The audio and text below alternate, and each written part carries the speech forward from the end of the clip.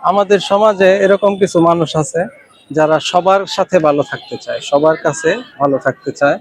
তো তারা হচ্ছে যখন কেউ আপনার সম্পর্কে গীবত বলে বা মন্দ কথা বলে, তখন তারা তাদের সাথে একমত হয় যে হ্যাঁ হ্যাঁ হ্যাঁ।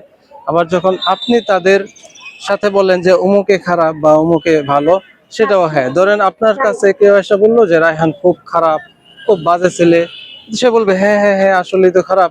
আবার এরকম কিছু লোক আছে যে বলবেন যে না রায়হান তো খুব ভালো ছেলে, খুবই ভালো কাজ করে, সেটার সাথেও বলবে হ্যাঁ হ্যাঁ। মানে তারা হচ্ছে উভয় কুল রক্ষা করে।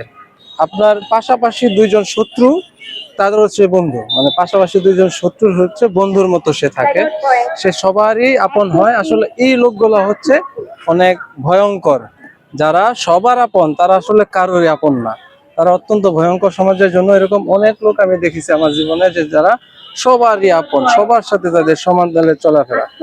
যেরকম অনেক মানুষই আছে, আপনার যদি পরিচিত এরকম মানুষ থাকে অবশ্যই কমেন্টে জানাবেন।